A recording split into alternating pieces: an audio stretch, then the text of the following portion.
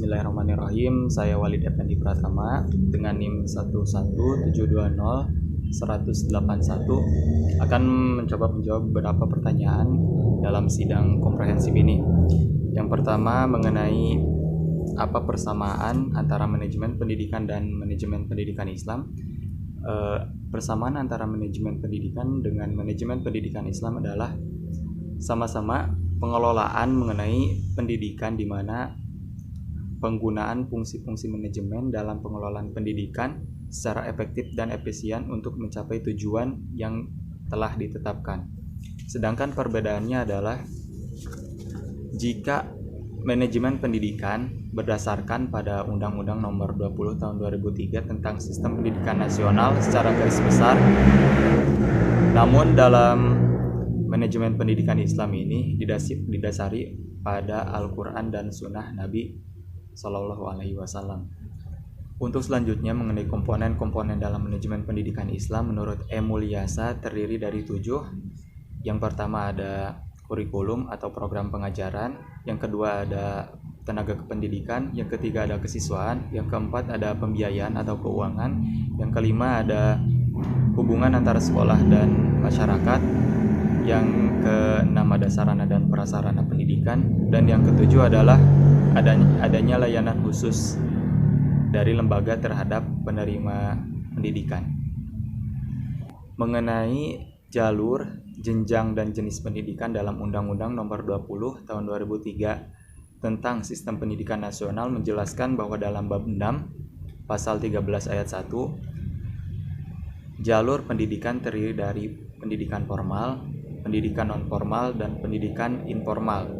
Kemudian tentang jenis atau tentang jenjang terlebih dahulu, jenjang pendidikan tercantum dalam bab 6 pasal 14, terdiri dari pendidikan dasar, pendidikan menengah, dan pendidikan tinggi. Kemudian tentang jenis ini terdapat pada pasal 15 yang menjelaskan bahwa jenis pendidikan terdiri atas pendidikan umum, kejuruan, akademik, profesi, vokasi, keagamaan, dan khusus.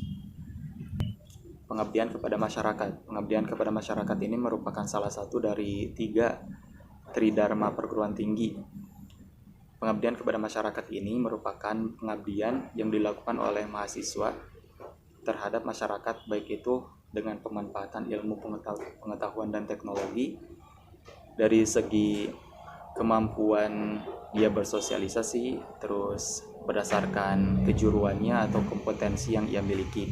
Bentuk-bentuk dalam pengabdian kepada masyarakat ini dapat berupa KKN atau kuliah kerja nyata, bakti sosial dengan masyarakat, ataupun sukarela menjadi pengajar dan mengabdi kepada masyarakat dalam bentuk-bentuk lainnya. Ada beberapa problematika dalam pendidikan nasional di Indonesia, yaitu yang pertama mengenai problematika yang terjadi terhadap guru dan dosen. Hal ini diantaranya adalah tidak terpantaunya peserta didik secara optimal. Solusinya adalah bagaimana peran serta guru atau dosen selama masa pandemi ini untuk memaksimalkan pemanfaatan aplikasi-aplikasi yang bisa menunjang pelaksanaan pembelajaran secara video conference atau video call. Yang kedua, adanya problematika dalam perguruan tinggi.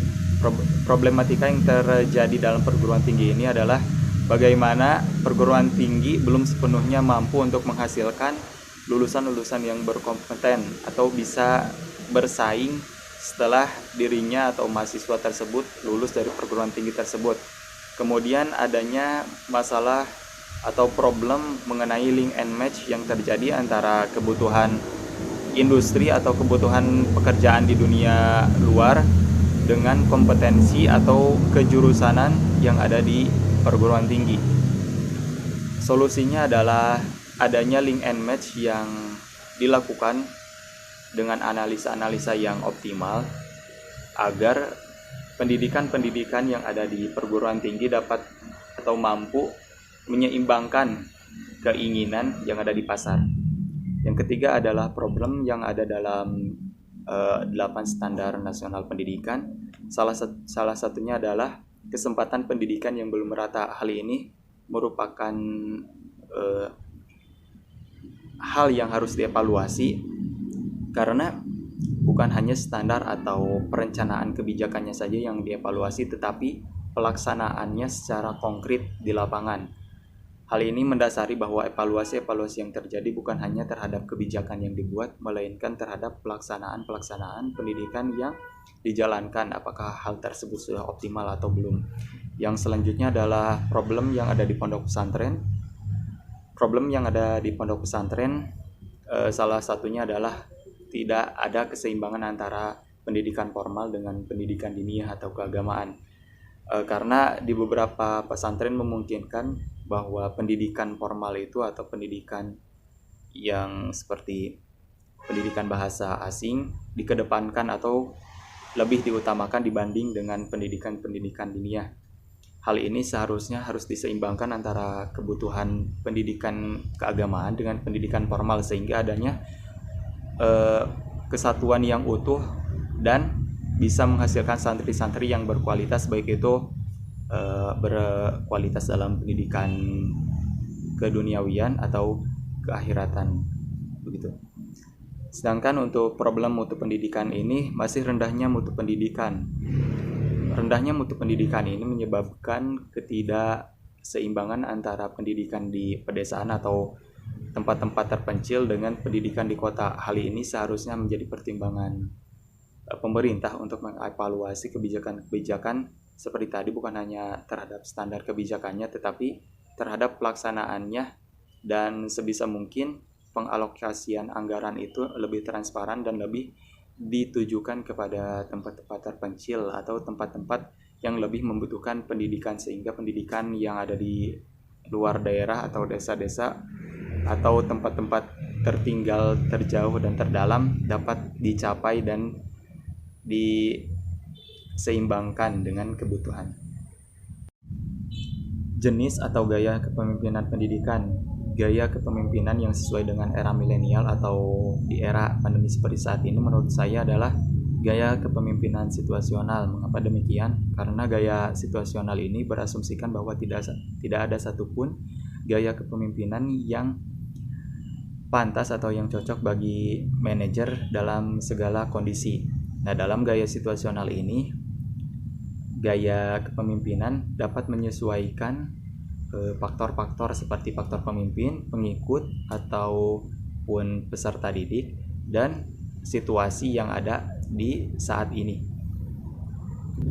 Teori-teori kepemimpinan pendidikan menurut Kartono, ada teori kepemimpinan dasar yang terdiri dari teori genetis, teori sosial, dan teori ekologis. Teori genetis ini merupakan teori yang menyebutkan bahwa pemimpin itu dilahirkan, bukan diciptakan, sehingga pembawaan dalam diri seorang pemimpin itu terlihat semenjak ia lahir.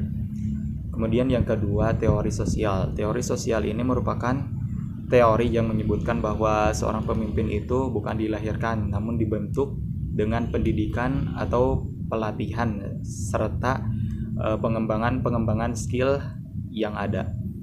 Kemudian yang ketiga adalah teori ekologis. Teori ekologis ini merupakan perpaduan antara teori genetis dan teori sosial, di mana pembawaan kepemimpinan sejak ia lahir kemudian dikembangkan dengan pelatihan-pelatihan sehingga kepemimpinan yang dibentuk tersebut dapat menghasilkan kepemimpinan yang baik bagi lembaga atau organisasi yang dipimpinnya.